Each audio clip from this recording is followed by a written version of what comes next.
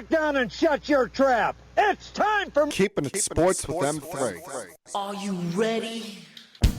Are you ready? Well, I'll need some beer. Are you ready? You have to ask me nicely. Come on now, don't be bashful. Are you ready? Are you ready for... Place for the best sports talk and news surrounding each league. I can prove it with my usual flawless logic. Hey man, this time we're gonna do it my way. What's your name again? And now, here's your host, M3, Mike Rosansky. Good afternoon, everyone. Coming to you from Cherry Hill, New Jersey.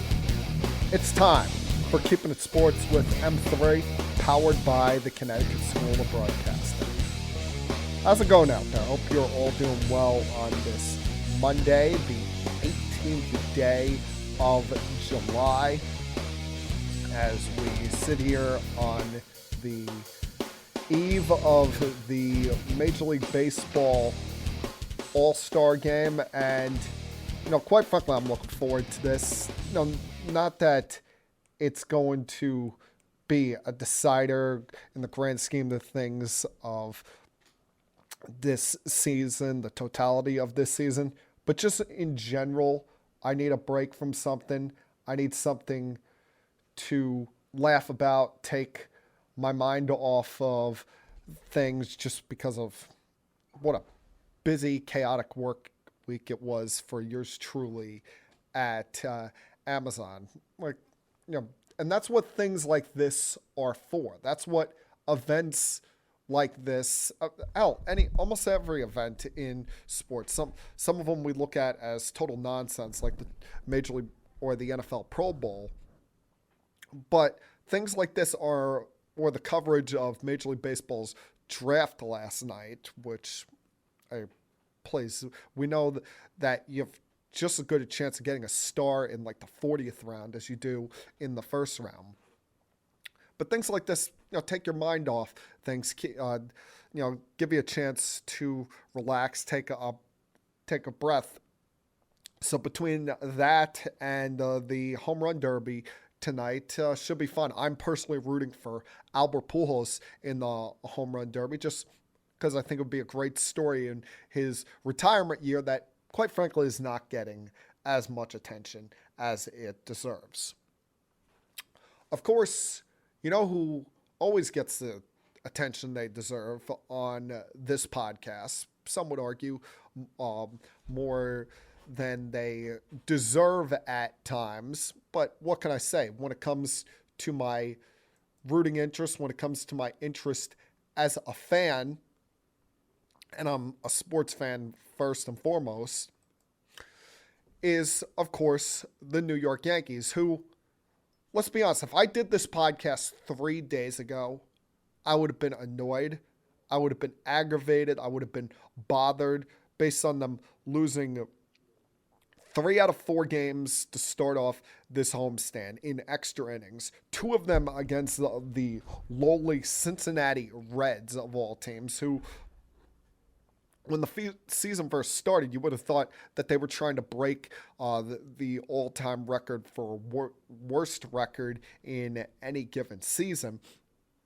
But you got an implosion by Holmes and Peralta, a rare one for them on Tuesday. And then Thursday, they had essentially run out of quality relievers in the bullpen, and they had to use the likes of Lucas Littke to pitch the 10th inning, and that turned into a disaster. Hell, they were lucky to win the game that they did win on a wild pitch there that scored LeMahieu.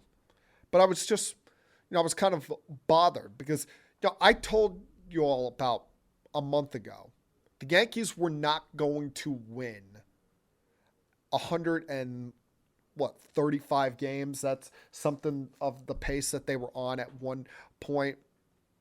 Told you that there was going to be a lull. They were going to calm down at some point, not to the point where they're only going to win 95 games. I mean, they're still going to boat race this division and hopefully have the best record in the American League when all is said and done. But I did not think they were going to match the 2001 Seattle Mariners as far as most wins in a regular season, because every good team and every great team goes through those moments, those dips in a season, and it matters how you get out of them. I mean, between losing 2 out of 3 to the Reds, splitting a 4-game series against the Boston Red Sox, who over the last 2 weeks, the Yankees are the only team that the Red Sox are able to beat. They're 3-10 in their last 13 games. And I was a little bit annoyed, with not the losses, just the way they were playing and how it seemed they were getting a little bit sloppy in the field. IKF is leading baseball in errors at shortstop with 11. You had fans calling for them to bring up Peraza from AAA, go with one of the young kids at shortstop. But they calmed things down over this weekend by taking 2 out of 3 against the Boston Red Sox. Friday being kind of an annoying loss there, because you had plenty of chances there after tying the game up after Tanner Houck throws the ball into the outfield on the bunt attempt there in the 9th inning. They've got the bases loaded with nobody out, are unable to bring in the winning run. Had runners in scoring position again in the 10th, unable to score. And then Michael King, who's been so good for this team, thought maybe he had an outside shot at making the All-Star team, even as a replacement. Throws a wild pitch that allows the go-ahead run to score in the 11th inning there. But they rebound pretty nicely over these last 2 days, bludgeoning the Boston Red Sox. I believe the run differential was 24, which is the second highest by the Yankees against the Red Sox in the history of this rivalry. And you've seen, these last couple of days, Judge start to get going again. He had a little bit of dip there as far as power is concerned, and his batting average has dropped off. Though batting average is, even though he's not, a putrid hitter like Joey Gallo, you've never really worried about Judge's batting average. You knew that he was going to come through, hit a lot of home runs, get on base a lot. So that was not really a concern. But the dip in the Yankees offense had kind of been tied as far as to Judge's lack of power as of recently. But good to see him get off the schneid with a couple home runs in the last few days, including 2 lasers into the Red Sox bullpen on Saturday night. And you look at this Yankee team, for all of the annoyance, all of the, the complaining that the casual fan has, and those are the ones that are really complaining. The ones that are wanting an all-star at every position. The ones who, they want Joey Gallo gone right now, right this second, rather than wait, see how things play out, see who you can get at the trade deadline before, officially making a move, before, putting the death nail on Joey Gallo's Yankee tenure. Now, those are the kind of fans that just bother me. Who every night, whoever makes the mistake, they want them cut, they want them released. They're blaming Boom, and just annoy the living crap out of me. But even through all those people's complaining, they're the 5th team in history of baseball to lead MLB in both runs scored and runs allowed per game heading into the All-Star break. Or should I say the 6th team, And those other 5 teams have all gone to the World Series. The only one not being the champion was the 1974 Dodgers. But the 44 Cardinals and the 37, 39, and 61 Yankees all led in both categories at the All-Star break. and won the championship.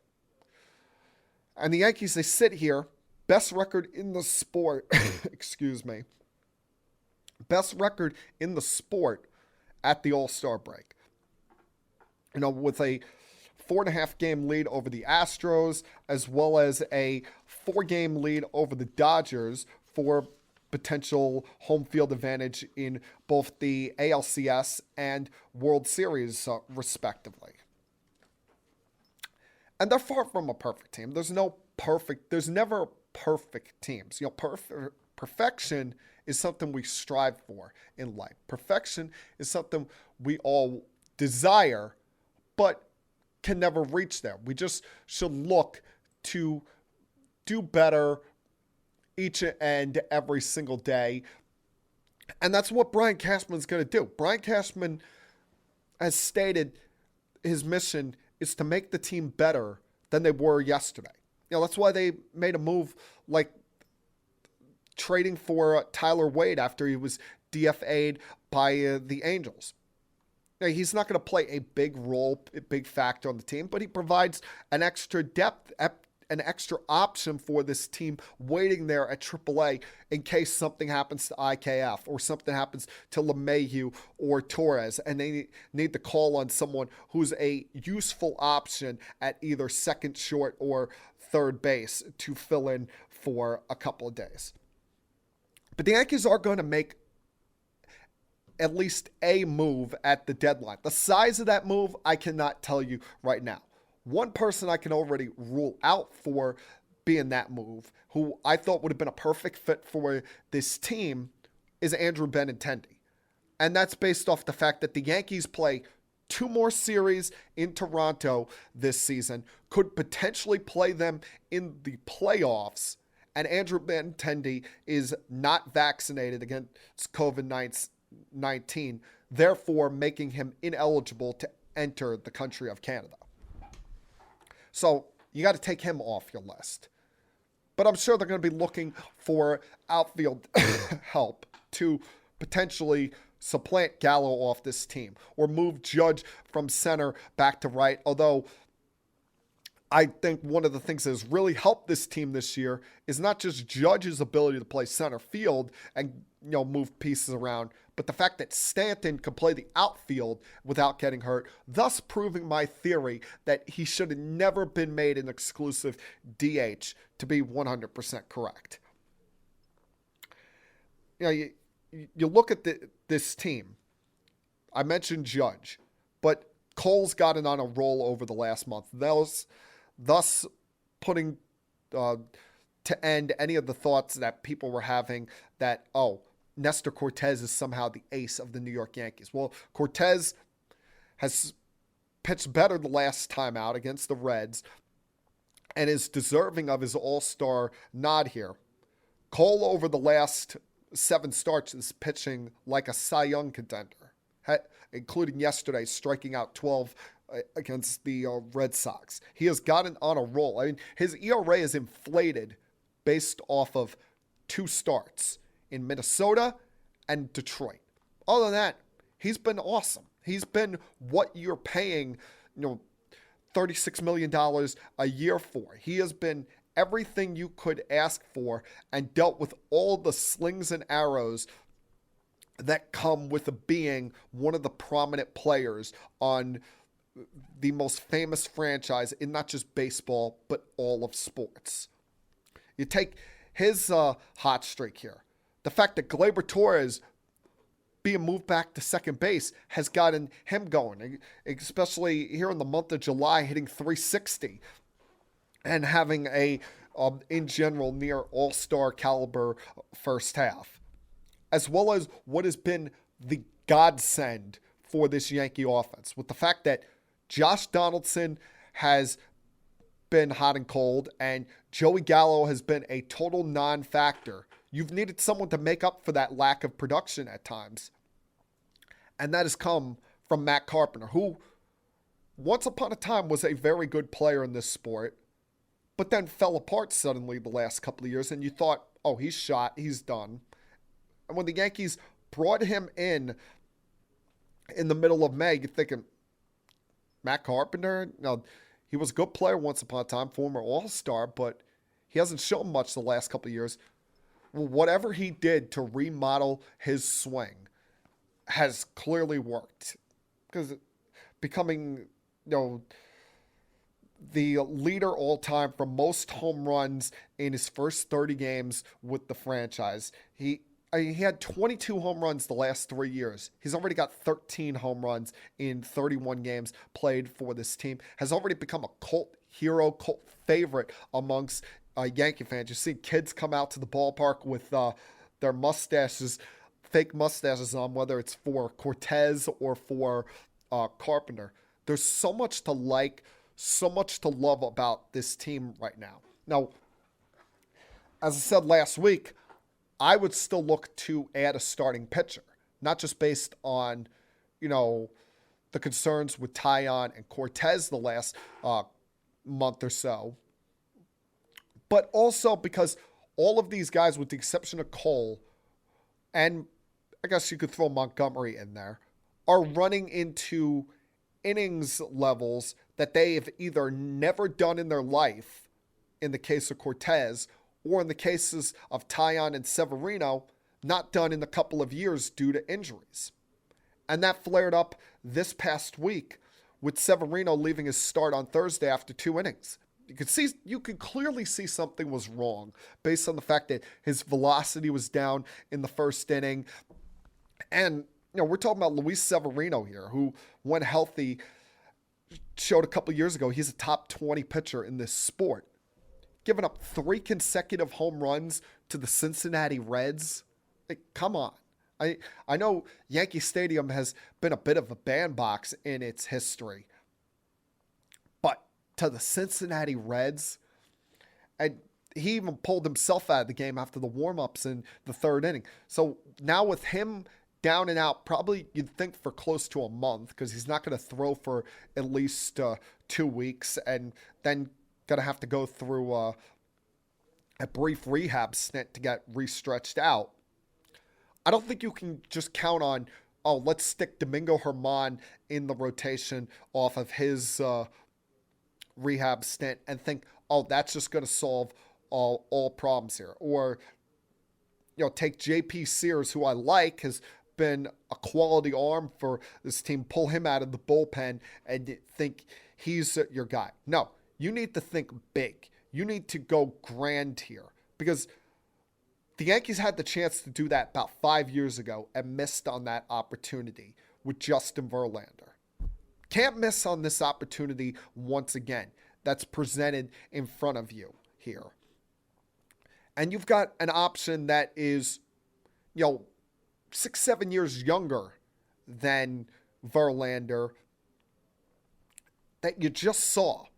That I was saying to friends on Thursday night, I would call up the Cincinnati Reds right now and tell them that's the last start Luis Castillo is ever making for you guys.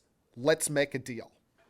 And the start, fans tend, what's a common trend on social media is your trade proposal sucks, because fans tend to think only with their heart, not realizing that it takes 2 to tango. It takes 2 to make a deal.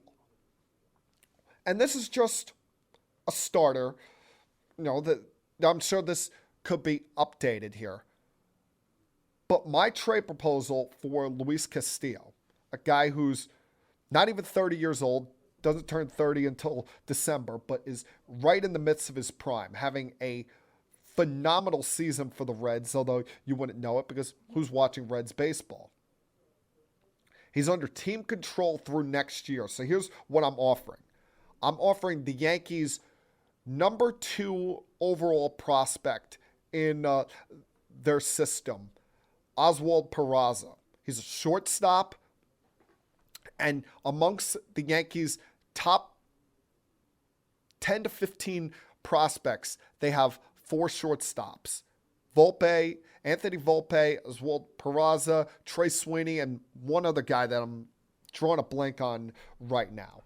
But not all of these kids are going to be able to play for the Yankees. Hell, not all of them are going to be able to play shortstop. That's why you've even seen Peraza play some second base. I'm sure, Sweeney and this other kid in the lower levels are, going to be tested out at positions other than shortstop as well, because Volpe seems like he's the golden child. He's the one that the Yankees don't want to give up and view as a long-term member of this team.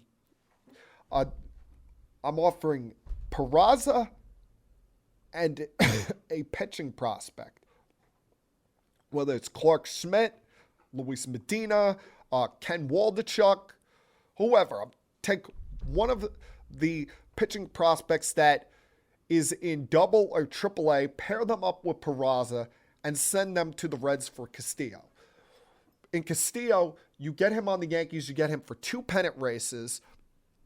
And for the Reds, you get their long-term answer at shortstop in Peraza, who can come up either by the end of this year or at the latest beginning of next year. And in one of the pitching prospects, you get a guy that jumps into their rotation at the bare minimum at the start of spring training next year.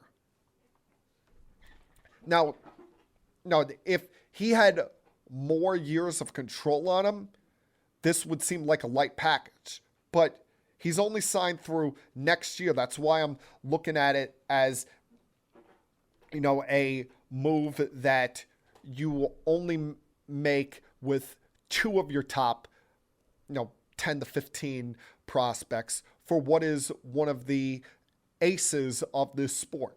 And you bring him in, you add him to a rotation that has Cole. Hopefully we'll have a healthy Severino by playoff time. And then take your choice of either Tyon, Montgomery, or Cortez to be the 4th starter in the postseason. And then have at it in the playoffs with this Yankee lineup. Hopefully a healthy bullpen.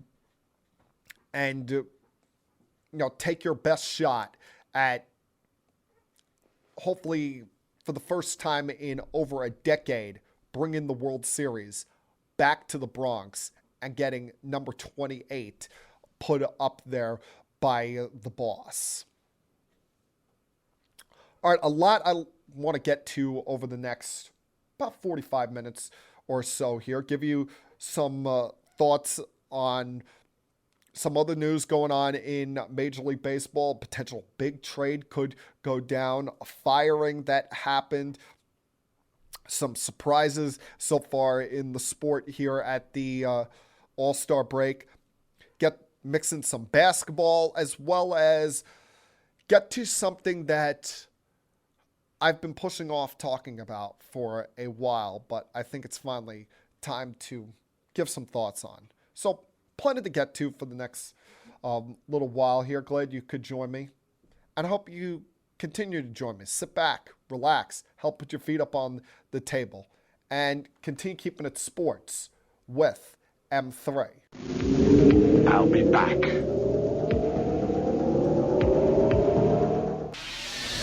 Connecticut School of Broadcasting founder Dick Robinson. You know, the media business has changed a lot since we opened our doors in 1964. Now media content is everywhere, on air, online, on the go. More than ever, companies are looking for people to help drive this new media. At Connecticut School of Broadcasting, you'll get hands-on training on the latest software and equipment in a matter of months, not years. Connecticut School of Broadcasting has placed thousands of grads in broadcast media careers. It's all about versatility. You see, at a radio station, if you also know how to shoot, edit, and post videos, you become a pretty hot commodity. That's the training you get at Connecticut School of Broadcasting. Connecticut School of Broadcasting, with locations up and down the East Coast, from Massachusetts to Miami. Call 1-800-TV-RADIO or log on to gocsb.com. Connecticut School of Broadcasting, the nation's oldest and largest group of broadcast media schools, redefining training in radio, TV, and new media. Get trained. Get connected.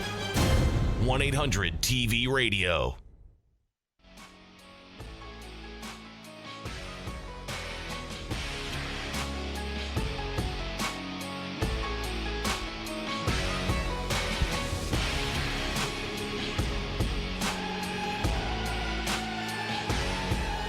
Welcome back to Keeping It Sports with M3 on this Monday afternoon here. Now, we had our third managerial firing of the baseball season over the last week. And this one, to me, is the most surprising.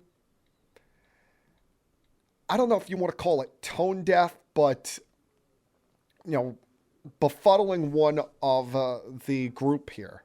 And that was with the Toronto Blue Jays middle of last week announcing the firing of Charlie Montoyo.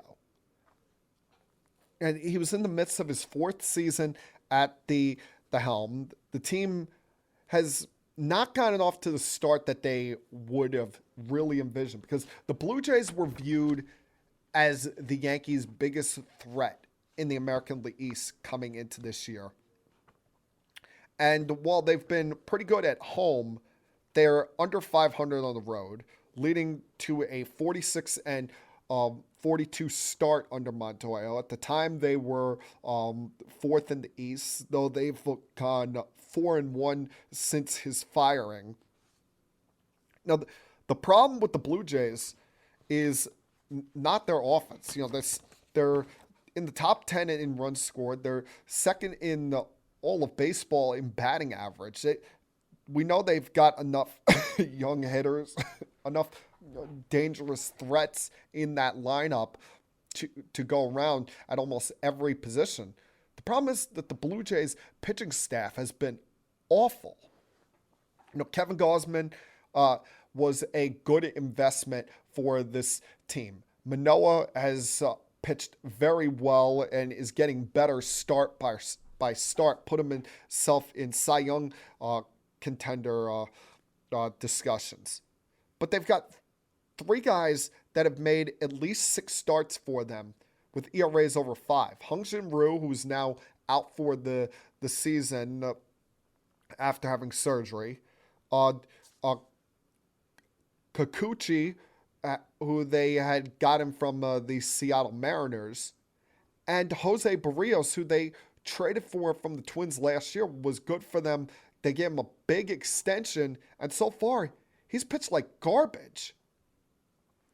And they've had opportunity in front of them, as I said, to be that team, be the team that was the biggest threat to the Yankees, with the fact that the Red Sox seemingly cannot get out of their own way. The Red Sox cannot catch a break. I mean, the only break that they're catching now is A, the All-Star break, and B, Chris Sale taking a line drive off his hand yesterday, breaking his left pinky, and now who knows if he comes back this year. I actually felt bad for him a little bit. Even from as much of a big baby Chris Sale can act like at times, he missed so much time due to Tommy John surgery. Came back last year, then has another injury at the start of this season with the ribs. And in his second start back, barely even 20 pitches into the game, takes a line drive off his pitching hand, and who knows if or when we're going to see him again this season. And you look at the Red Sox, they've been a mess this year. And the biggest problem with them, besides the fact that they're offensively outside of Bogarts, Martinez, and Devers, is the fact that they've had every member of their starting rotation on the IL at one point or another, calling on people that I don't think they even dreamed about being in their plans as far as rotation opportunities this year. And, Tanner Houck's ineligibility in playing in Toronto has been a problem at times. But the big problem is they have not won a series against an American League East opponent this year. They are 0-10-1 against American League in series against American League East opponents. That one being the 4-game series they just split against the Yankees. And and these are the Boston Red Sox, we are talking about here. As I said, I know they're not as good offensively as years past. This is not the David Ortiz, Manny Ramirez, Boston Red Sox. But having that kind of middle of the order, you figured would have carried them to something more than just 3 games over 500. And now, I mean, they're even desperately looking up in the American League wildcard standings right now as we speak. They sit 2 games behind the Blue Jays and just like a half game ahead of the Guardians and a game and a half ahead of the Orioles. The Orioles, who I give them a lot of credit. They've been one of the biggest surprises in all of baseball. A lot of it has been due to this kid Adley Rutschman getting called up, becoming their full-time catcher back in the middle of May. They're 30-22 since his call up, and it's not just so much his production. Sometimes we've seen it with teams in the past that you bring up the prospect, you bring up the top kid in the minor leagues, and it adds a jolt. It adds a little extra something to the franchise. We saw it way back when with the Washington Nationals when they finally brought up Strasburg and Harper. They took off and became a team to contend with for years to come. Ironically, it took until after the year Harper left for them to finally win a championship. But sometimes, these jolts can happen to franchises when they bring up the young kid. I believe that's kind of what's happening with the Mariners right now, who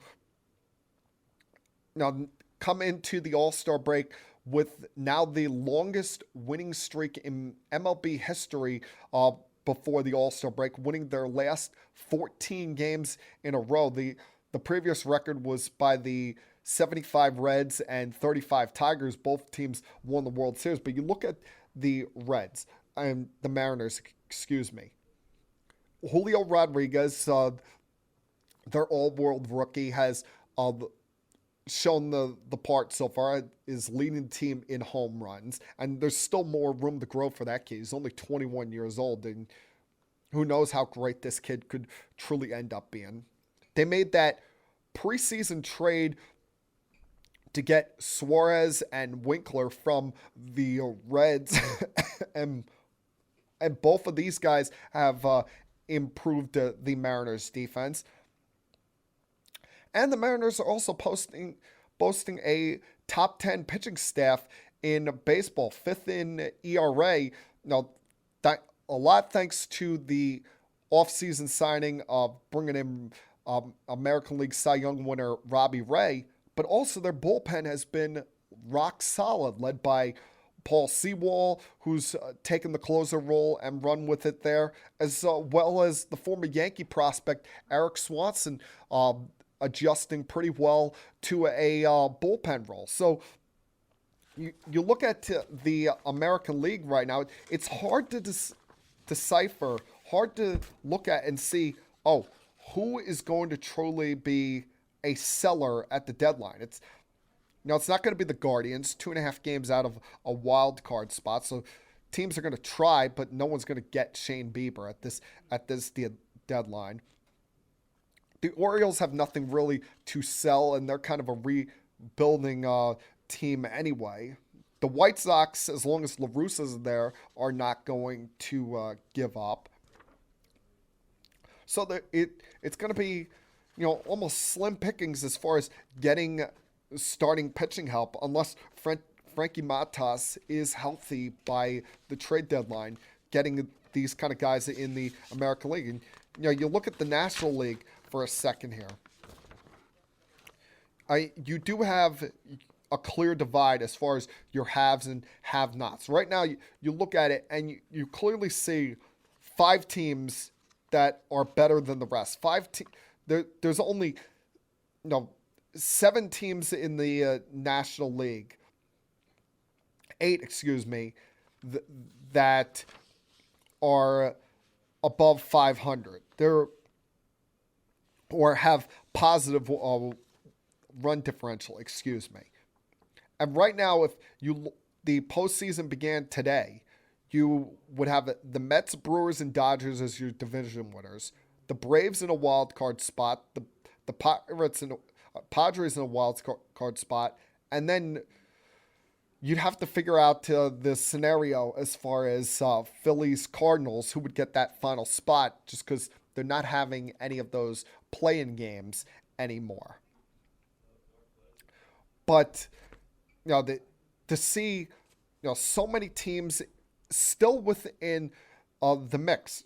The Giants, while they've underachieved and haven't been as great as you thought they would be, they're still a half game out of a wild card spot.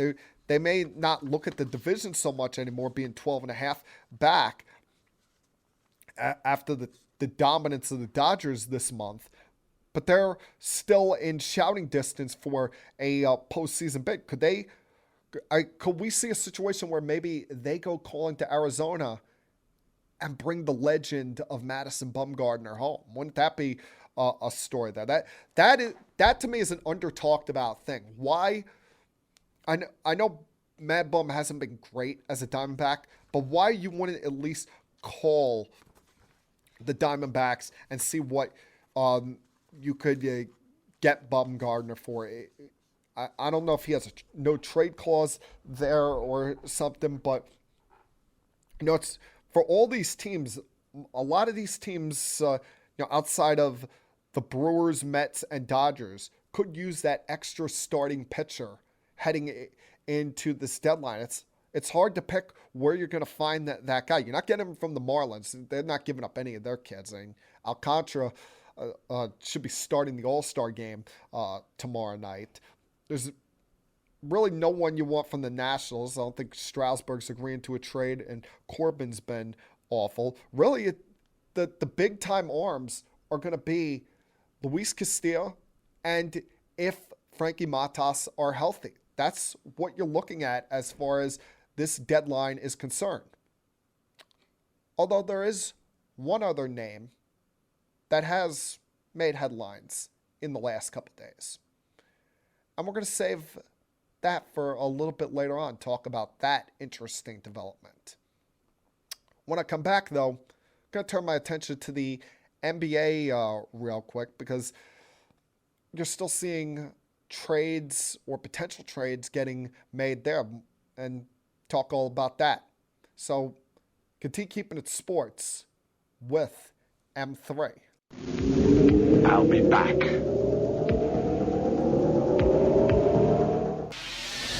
Connecticut School of Broadcasting founder Dick Robinson. The media business has changed a lot since we opened our doors in 1964. Now media content is everywhere, on air, online, on the go. More than ever, companies are looking for people to help drive this new media. At Connecticut School of Broadcasting, you'll get hands-on training on the latest software and equipment in a matter of months, not years. Connecticut School of Broadcasting has placed thousands of grads in broadcast media careers. It's all about versatility. You see, at a radio station, if you also know how to shoot, edit, and post videos, you become a pretty hot commodity. That's the training you get at Connecticut School of Broadcasting. Connecticut School of Broadcasting, with locations up and down the East Coast from Massachusetts to Miami. Call 1-800-TV-RADIO or log on to GoCSB.com. Connecticut School of Broadcasting, the nation's oldest and largest group of broadcast media schools, redefining training in radio, TV, and new media. Get trained. Get connected.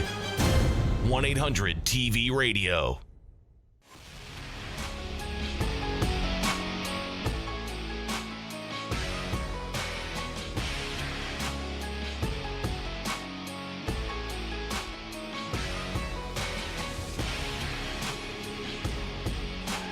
Welcome back to Keeping Sports with M3 on this Monday afternoon. Reminder, as always, where you can find this podcast across social media.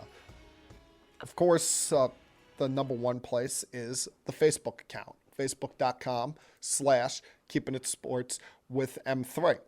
Go there, click the like button, tell your friends about it where they can find it on Facebook as well. You can find the previous editions of this podcast there, and send me any questions, comments, thoughts, opinions that you have about anything in the world of sports, whether it's a direct message or you want to post a comment in either the podcast link or on the live feed that is always shared on Facebook, as well as you can find us on both Twitter and Instagram. On Twitter, there's my personal Twitter account at M3Rosansky. That's at MTHREEROZANSKY at M3Rosansky. And on Twitter for the podcast, it's at Keeping It Sports. As well as on Instagram, find us keeping_it_sports_with_M3. That is the official Instagram account for Keeping It Sports with M3. We are still in the early stages, I guess you want to call it, of the NBA off season. And while it feels like so much has happened, there's still a lot that has not gone down so far in this off season. We continue to hear about the rumors of Kevin Durant, where he could possibly end up, or where could Kyrie Irving possibly end up. The most likely destination for Kyrie still remains the Lakers, because you have LeBron there. He's seemingly the only person that has ever been able to keep Kyrie Irving in line. And quite frankly, no one else can trust Kyrie Irving to not walk out on the team based on whatever he feels the need to be representing on that given day. But there's still other names out there that could be had, could be dealt.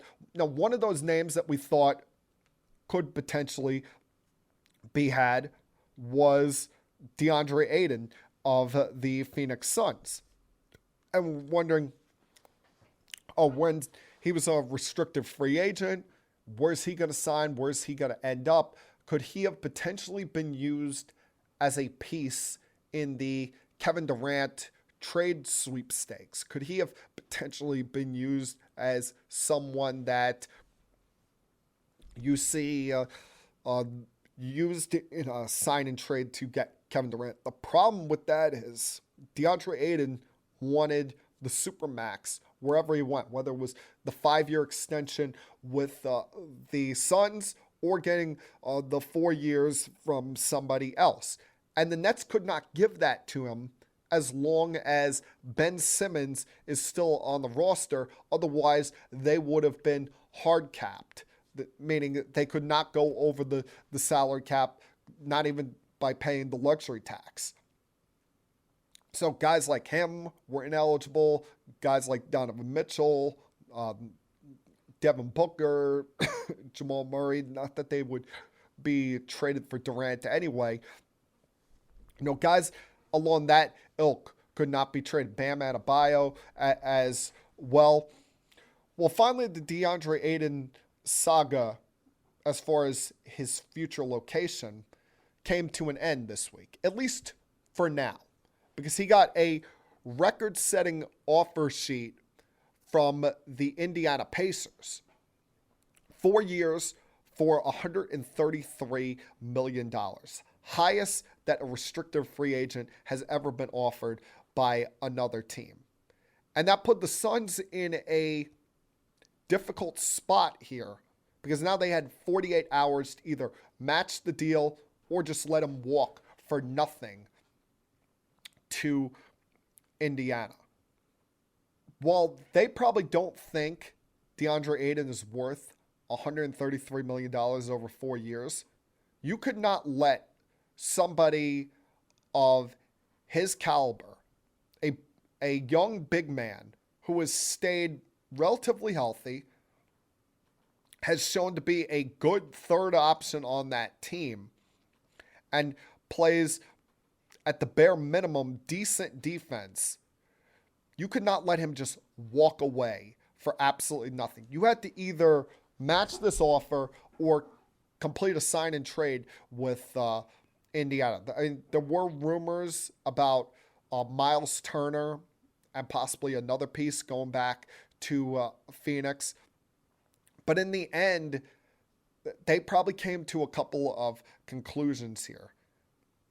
Now, A, we can't, as I said, they can't let him walk for absolutely nothing. And B, we're probably not getting Kevin Durant because the Nets have set the bar at such a high level on what they want for Kevin Durant that we can't possibly match it. As far as draft picks are concerned, young players, we can't send them Ayton because of the Ben Simmons being there. We're definitely not trading them Devin Booker. So the Suns were in a conundrum. They essentially had to stick with what they have. And now with signing this deal, Deandre Ayton cannot be traded without his consent for at least a full year. So now it puts into question, where the hell is Kevin Durant getting traded, if he's going to get traded at all?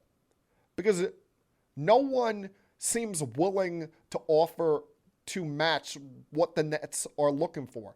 You know, young all-star caliber player as well as draft picks, because they can't just bottom out due to the fact that they don't have control of their draft picks over the next couple of years. They want to still be, even if they trade Durant and Irving, a respectable quality team that can contend for a postseason spot rather than just handing future lottery picks to the Houston Rockets. And the problem all along is, you know, the Nets are under no obligation. While they want to play nice with Durant here, they're under no obligation to send him to where he wants. So that's why his reported thoughts on going to either Miami or Phoenix have sounded ridiculous all along, because he wants the ability to be traded to one of those places, but either place to keep their roster, the core of their roster, intact. Meaning Miami can't trade either Jimmy Butler or Bam Adebayo. Phoenix can't trade Deandre Ayton or Devin Booker. He wants to keep that team totally intact and just join on with them. Like, Kevin, this isn't a video game. You don't just get to pull a guy off one roster and just put him on the other roster with it fully intact. Said earlier, it takes two to tango. And the Nets, rightfully so, until they get the package that they want, are not going to trade him. And they're not going to just placate to Kevin Durant's demands. And this has me thinking that they could potentially run things back with the group that they have, this group in place. Yeah, they're still probably lacking some size, lacking a true big man on this team to go along with Nicholas Claxton. But the team that they have in place definitely could contend if they're healthy and Kyrie Irving determines that he wants to play basketball. And, you know, if Miami has to look elsewhere as far as a big trade this offseason, you know, that one of those options could be potentially trading for Donovan Mitchell. Donovan Mitchell, who it's clear the Utah Jazz are in rebuild mode based on what they got back in the Rudy Gobert trade. Now they're willing to listen to offers for Donovan Mitchell, even as far as the other day asking the Knicks for Quentin Grimes, Emmanuel Quickley, Obi Toppin, Miles McBride, and 6 first-round draft picks. So you're asking for all of the Knicks' young players and 6 future first-round draft picks. I don't blame the Knicks for turning that down, but I don't think conversations can or should completely end there. Because the Knicks, they need to make a big splash. They need to bring in a top player. Now, to go along with the continuing ascent of RJ Barrett, to go along with Julius Randle, maybe take some pressure off of him being the guy. Now, the problem with bringing in Donovan Mitchell is he's not the biggest of guys in the world. He's 6'1". And you just signed, a guard in Brunson who's around that size range. And neither one of them are great defensive players. And look at who the head coach is. Tom Thibodeau. Someone who hounds his players to play defense. Someone who, over the top in wanting his teams to play great defense. So you would get destroyed by anybody that has a guard of any reasonable size going up against them, even though Mitchell has the wingspan of a 7-footer. You would have two primarily scoring guards and no one that is really that great on defense. But you have to keep looking at this if you're the Knicks. You need to make a big splash. You took a step back last year, not just in missing the postseason, but not getting better off of the year before. You made moves like signing Evan Fournier and Kemba Walker, both that turned out to be busts. Julius Randle, better be thanking the gods that he got the contract extension that he did when he did, because he was awful last year. And this team, for some reason, seemed to fall apart when Derrick Rose got hurt.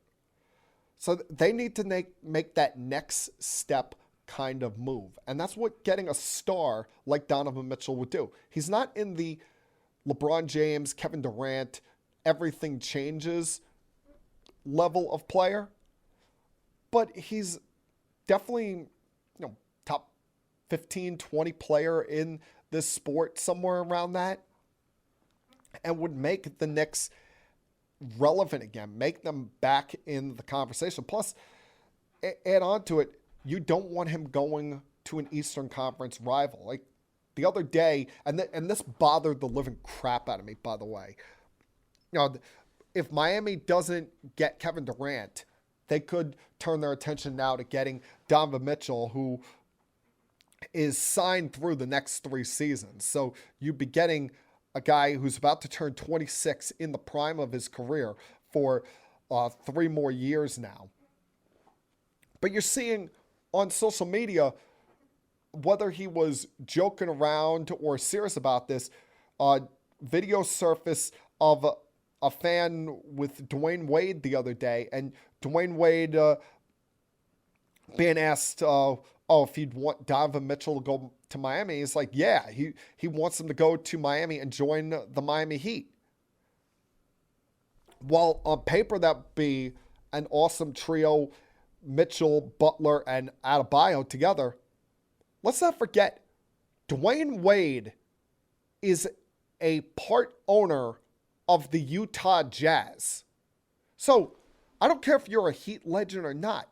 If you're a part owner of a franchise, why in the world would you be wanting or saying that your team's star player should go leave and play with another team? First off, that sets a bad sign, bad precedence for your fan base. And secondly, let's say that deal ever went down and it was, the level of the potential Chris Paul to the Lakers trade from way back when. The league would have to do such an investigation as far as tampering and renege that trade. I mean, Dwayne Wade, this doesn't surprise me because I've always thought Dwayne Wade's kind of a scumbag anyway. But why would you ever come out and say that when you're the part owner of a team? Yeah, I want my team's best player to go play for someone else, especially when it's for the team that you played for and have your number retired for. Just an awful look, not just for the Jazz organization, but for Dwayne Wade and the NBA in whole. I mean, things like this, I'll continue to say it. People, get ready. Next time the CBA is up in a couple of years, you better expect to not see NBA basketball until end of January at the earliest, because the owners are not going to put up with this crap anymore. All right, going to take my last break of the podcast, but come back on the other side and close things up with an interesting trade name that has come up in the last couple days, as well as a topic that I've been putting off for a little while.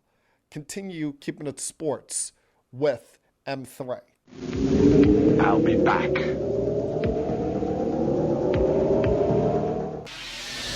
Connecticut School of Broadcasting founder Dick Robinson. You know, the media business has changed a lot since we opened our doors in 1964. Now media content is everywhere, on air, online, on the go. More than ever, companies are looking for people to help drive this new media. At Connecticut School of Broadcasting, you'll get hands-on training on the latest software and equipment in a matter of months, not years. Connecticut School of Broadcasting has placed thousands of grads in broadcast media careers. It's all about versatility. You see, at a radio station, if you also know how to shoot, edit, and post videos, you become a pretty hot commodity. That's the training you get at Connecticut School of Broadcasting. Connecticut School of Broadcasting, with locations up and down the East Coast from Massachusetts to Miami. Call 1-800-TV-RADIO or log on to GoCSB.com. Connecticut School of Broadcasting, the nation's oldest and largest group of broadcast media schools, redefining training in radio, TV, and new media. Get trained. Get connected. 1-800-TV-RADIO.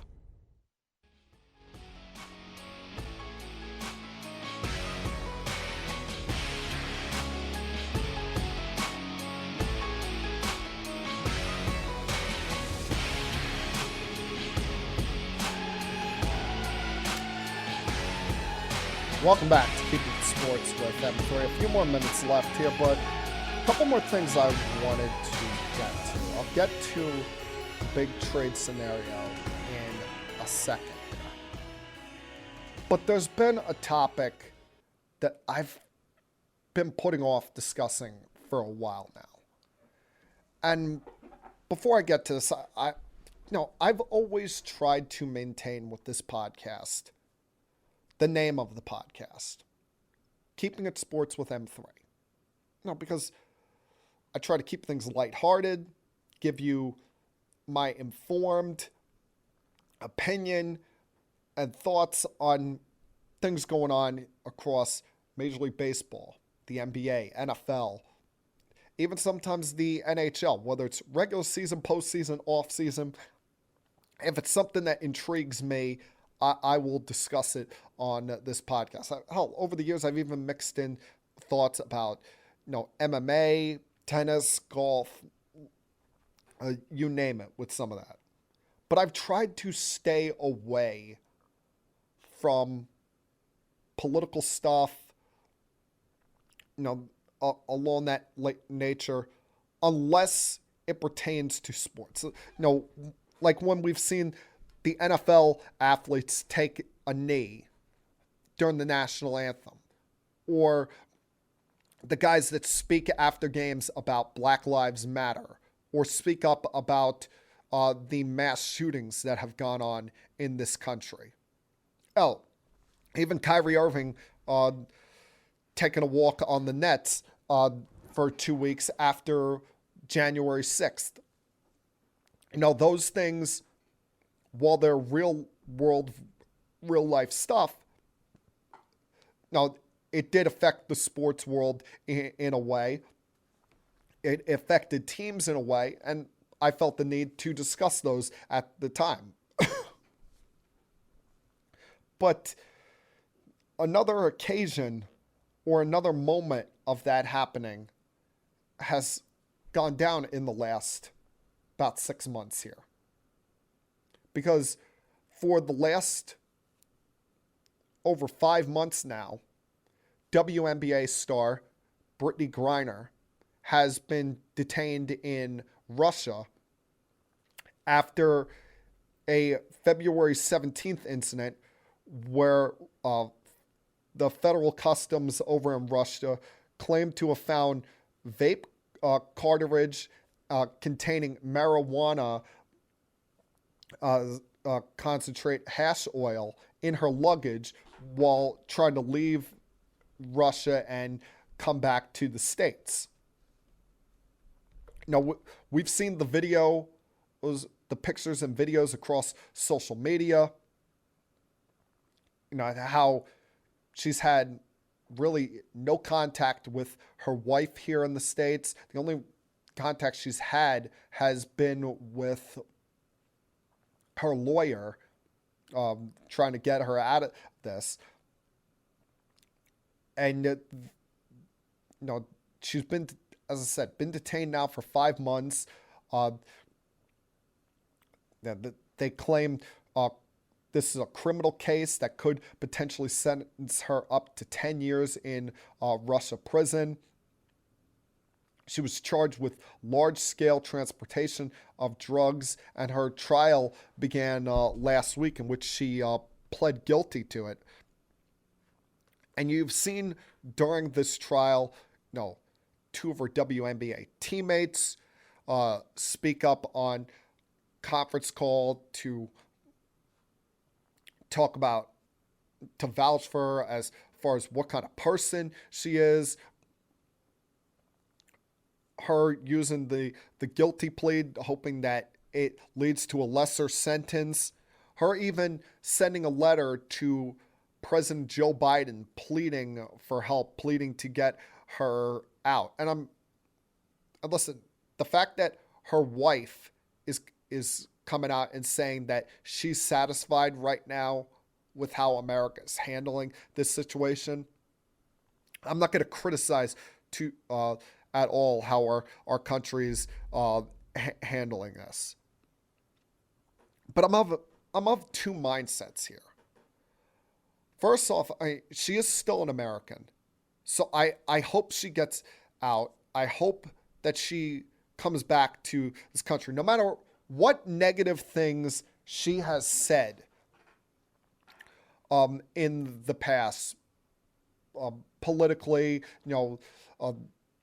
towards certain political figures, she's still an American. She's not done anything illegal by our standards or done anything to disgrace this country where we should, where we should just disregard her and throw her away like she doesn't matter. But at the same time, she's played over in Russia for the last 8 years. Remember, the WNBA season is much, much shorter than the NBA season. I think it begins at the end of May and they finish up somewhere like middle of September. So a lot of these athletes will go across season, play international during their off season in the later fall and early winter months. So she was over in Russia playing for a team that she's played for the last 8 years. BC, UMMC, Ekaterinburg in the Russian Premier League. They were also part of the FIBA Euro Women's League, but that club got suspended back in February after Russia's invasion of Ukraine. She's obviously been a great player here for a long time. I mean, she's lived up to the hype of being the first overall pick in the WNBA draft back in 2013 by the Phoenix Mercury. But the fact that she's been constantly going back and forth, she should have known better than to try to bring across country lines or try to travel internationally like that into and out of Russia with something that is ruled illegal there. Well, here, up until recently, you could not have that legally. And it's not even, it's not like she was smoking a blunt, not like she was truly vaping right in front of them. This was the oils to help create it. I mean, I'm not the biggest or most informed on this stuff, but it doesn't sound like she had any intent of selling the drug.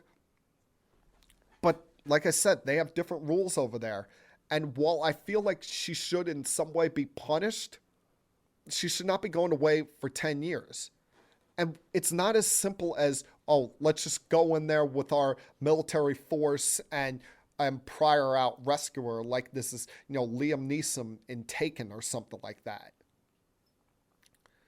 Because, as you all know, we're not on good terms with Russia. We're one of the countries that, amongst the countries, that adherently opposes their attempt to take over Ukraine. We do not have a president anymore that is buddy-buddy best friends with Vladimir Putin.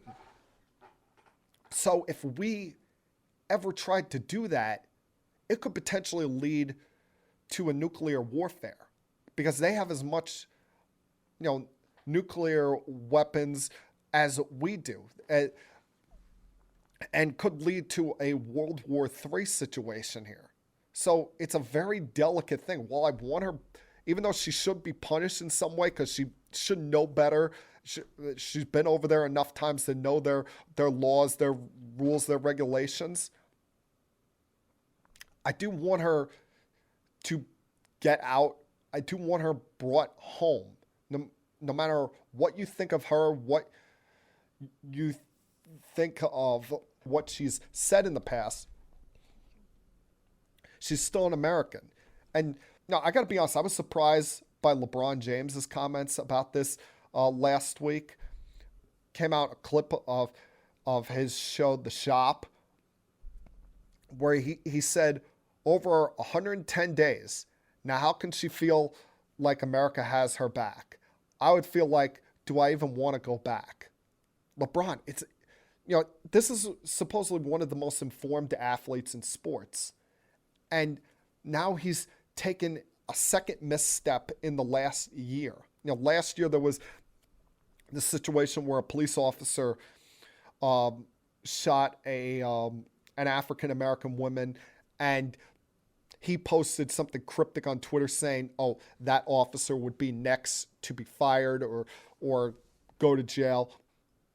When if you look at the situation, he shot the woman 5 times because she was wielding a knife and was a threat to everyone else. And this is the second time he's taken a misstep like this. Even, his friend, his enemy, Enes Kanter, I was going to call him frenemy, but there's no way you can call them even frenemies, was taking shots at him on Twitter. And you can understand where Kanter's coming from, because Kanter comes from a place that he can't ever go back to.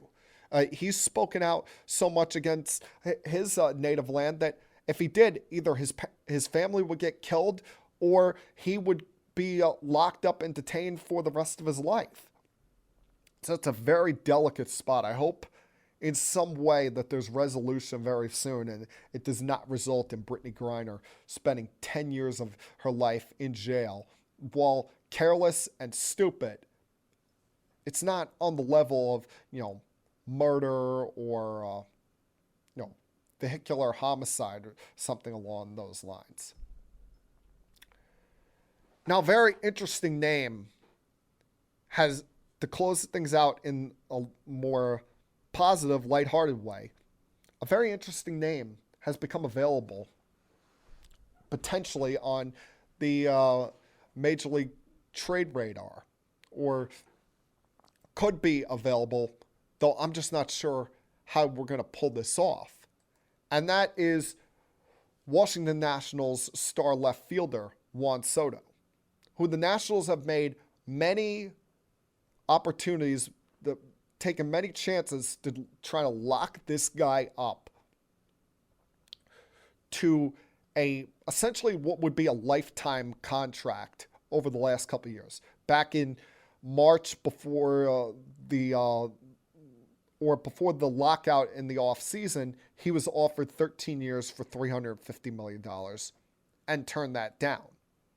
Thought that he could get more per year, and he is worth more per year than that. That would have resulted in less than $30 million a year. Recently, he turned down a proposal from the Nationals for 15 years for $440 million. That would have been the largest contract in total in baseball history, but would have only paid him $29.3 million a year, putting him at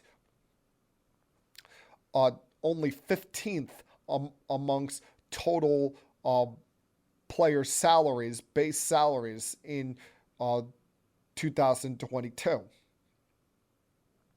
And even as recently as a month ago, their GM Mike Rizzo said, "We're not trading Juan Soto. We made it clear to his agent and to the player."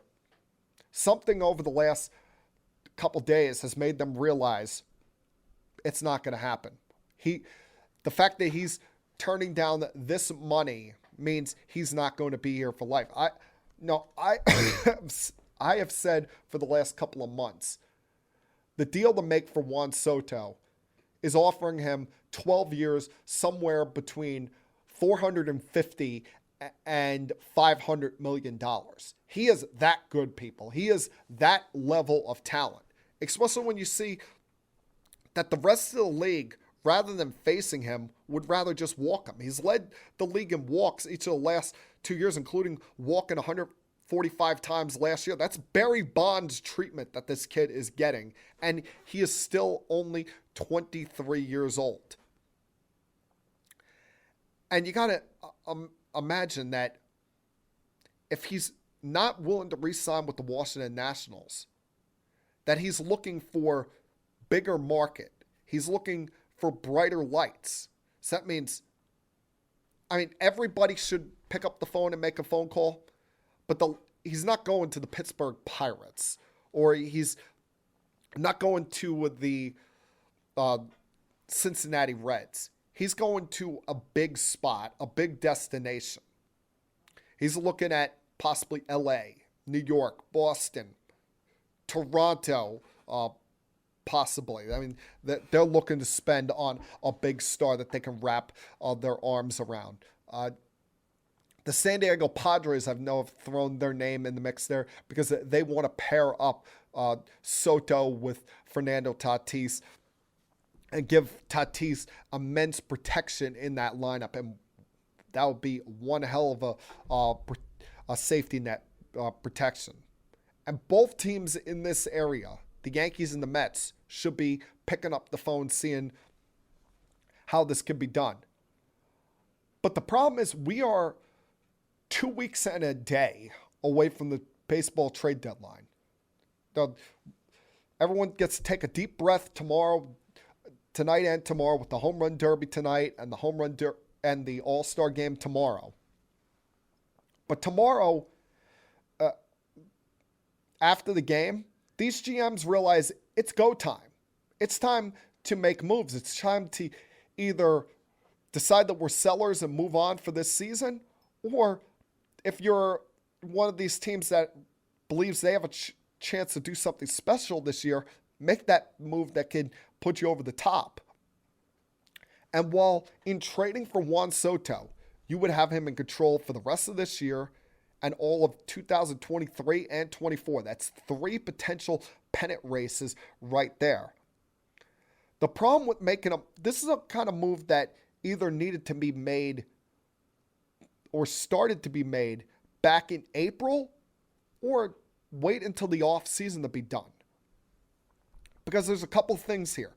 His agent is Scott Boras, so he's looking at getting him the largest contract of all time, both in total value and average annual salary, and get him paid until he's like 36 years old.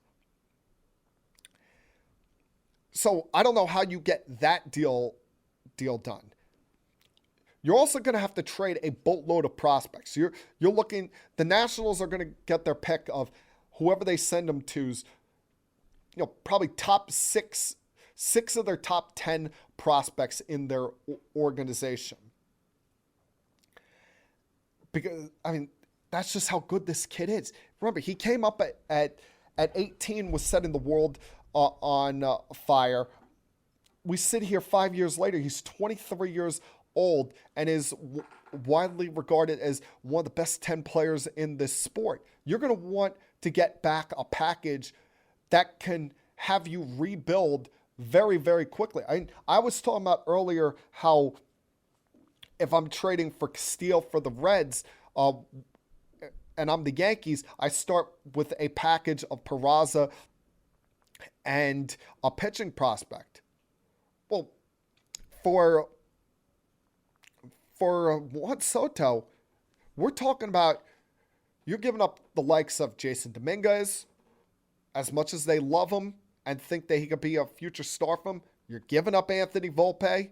You're giving up whoever you consider your 2 or 3 best pitching prospects, along with another prospect on top of that. You're giving them 6 of your top 10 prospects. And if you're making that deal, that trade, I'm not doing that deal unless I know I have an extension in place for this kid and I have him locked away forever, knowing that as he enters his prime, and then whatever the length of his prime is, all the way until he starts to teeter at age 36, 37, all of that is going to be done in my jersey, in my uniform, helping me win a championship. Whatever organization you are, you're not making that deal and giving away your entire farm system unless you know this guy is locked up. And I don't know if all of that can be done in 2 weeks. Hell, and the Nationals, they're going to have to send all of their scouts around to these minor league cities and look at, they can't just look at the stat sheets, look at, pass video. They got to look at all of these prospects and see them play. Mike Rizzo's going to have to go on tour and see who he wants. So that's why this is something that I just don't think it's feasible to get done in these next couple of weeks. There's so many moving parts that need to be hammered out. And I said both teams in this area should make the call. The Mets, even though I don't think the Nationals would ever deal him to the Mets, even if the Mets offered up Alvarez, Beatty, and whoever else they consider their top prospects, I don't think ownership of the Nationals could stomach seeing him come back to their ballpark 9 times a year. But this is extremely rare that someone like this becomes available at this kind of age. A-Rob was 28 when he got traded. The Yankees signed Reggie Jackson when he was 31. They got Dave Winfield when he was 29. This would be the equivalent of if Ken Griffey Jr. had become available after the 1995 season. That's what kind of special level of talent we are talking about here in Juan Soto. And there's still room to grow. There's still room to get better. This is the kind of player that we talked about the draft last night. This is the kind of player you sit up at night and dream about drafting. And he's not, 28, 29, 30, 31. He's 23. He's still got his entire career ahead of him and has not had any major injuries to speak of. And he was a big part of the Nationals winning the World Series 3 years ago. He was great in that postseason. So, the problem with the Yankees, though, is you worry, you trade for him and you give him an extension. Does that mean the end of Aaron Judge? Or B, does that set possibly a bad tone with Judge? Because we know Judge is looking for a big-time deal, even though Judge is 7 or 8 years older than this kid. But this kind of move, I don't see how it's feasible to happen in the next 2 weeks. Maybe I'm wrong. Maybe Mike Rizzo and his scouts have been looking at this possibility all along.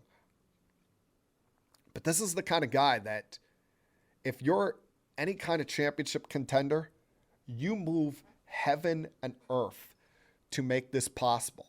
This player, I don't even want to say once a generation, this player never becomes available. And if you can bring him in, not just have him control for the next 3 postseasons, but bring him in and he's yours forever, that is franchise altering. You make up the revenue in his contract just based on ticket sales alone. And that is unheard of. And that, my friends, was Keeping It Sports with M3 for Monday, July 18th, 2022. Everyone have a great night. Have a great week. Please stay safe. And I'll talk to you again same time next week. Peace. We have to go. Good night, everybody. I have had enough of you. Thank you for all the fun. Thank you. Hey, shut up, will ya? I don't want to see you, I don't want to hear you, and I don't want to smell you. Now leave. I'll be back.